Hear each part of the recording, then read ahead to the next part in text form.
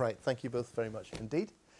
Now, the Edinburgh-based writer Alexander McCall Smith is responsible for creating Botswana's most famous fictional detective. Ma Ramotswe, the heroine of the ladies' #1 detective agency, has helped him sell millions of books and inspired a film and TV series. But now he hopes she'll help sustain a new musical venture, the ladies' #1 opera house.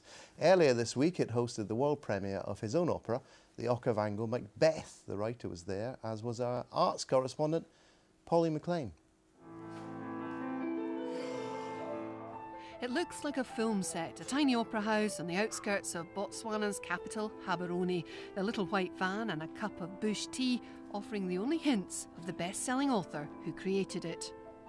Opera House is a grand name for what is essentially a refurbished garage. It was also once a waiting room for Botswana miners en route to the gold mines of South Africa.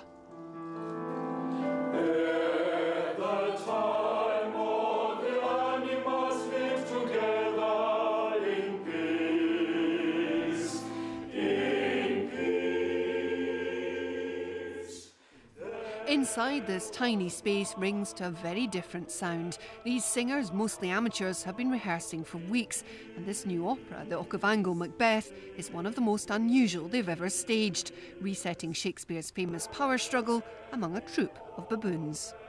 Macbeth is a baboon. He's part of the baboon troupe, and he happens to be a strong warrior, of course, but there is a leader, and he happens to fall in love with the leader's wife, who, of course, she tries to persuade him in killing the king, tries to tell him that you are capable of being king. And, of course, he ends up killing, you know, I call it strength of a woman, you know.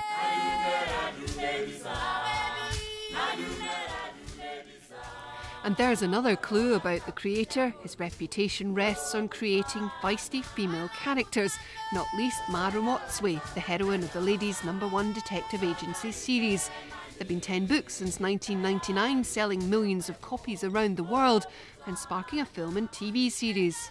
But Alexander McCall Smith admits even his friends, like composer Tom Cunningham, thought an opera and an opera house a step too far. He had this crazy idea of writing an opera about baboons and superimposing on the baboons a Scottish story about Macbeth. And if you tell that to people, they think, completely crazy. And it is, but it works extremely well. Crazy or not, it gave the writer a chance to use a real-life encounter with two primatologists in the Okavango Delta. I'd always been interested in the way in which primatologists studied baboon troops and that sort of thing.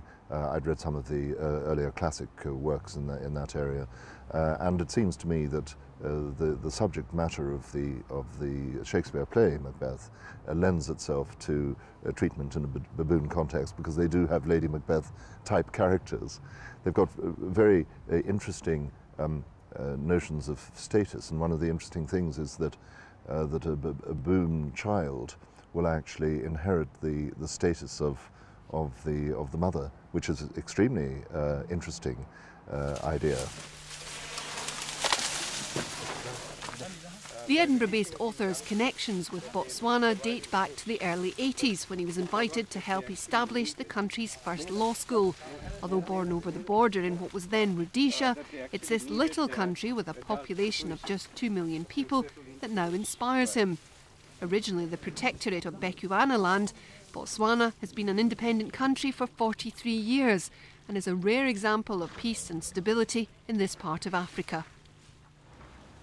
But Botswana has changed considerably since Alexander McCall Smith first started to come here in the early 1980s, and many believe that his books, although quaint and charming, don't reflect a modern Botswana, a country which will shortly go to the polls, with the main issue being how to tackle the ongoing AIDS epidemic, which now affects an estimated quarter of the population. Former Health Minister Sheila Tlou has campaigned long and hard to keep AIDS research on the political agenda, and while she agrees the subject is brushed over by Mr McCall Smith, she says his books have helped Botswana in many other ways. Those books have really put Botswana on the world map, so that people didn't know about Botswana. Then people got to know about Botswana because of the HIV/AIDS epidemic. And I don't think anybody wants to be known by that negative, phenomenon. So that these books have now really said, look, in this country that may be so hard hit with HIV, there are people, very loving, caring, and peace-loving people. So that it's really now made people want to come and visit Botswana.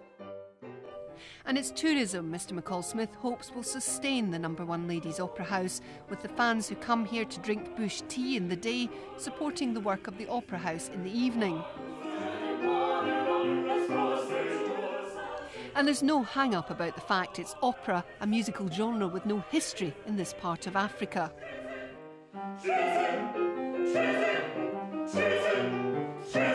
Music is an international language, even if you cannot hear what it's said, but you can just feel the mood of the song. If it's a sad song, then you will be sad. If it's a happy song, you will hear this person is singing a happy song.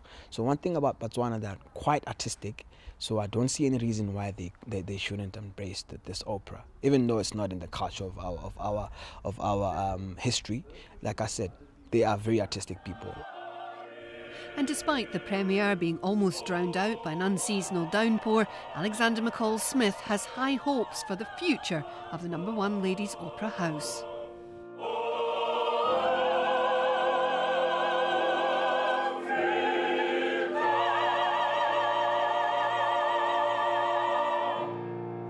We had a chorus of dogs outside, and all that we lacked, bearing in mind there was a bit of a storm outside, was lightning. I would have thought that a bit of lightning would have improved some of the scenes, but it didn't work. Did you think that added to the charm of it? Is that what the charm of this place is? Yes, yes. This is a very unpretentious, straightforward place, and I think it was just marvellous. It had a wonderful, authentic feel to it.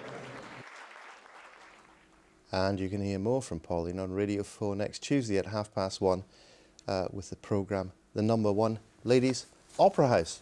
Now, tomorrow's front pages, starting with The Scotsman, talking about the Tories. Cameron takes on Labour over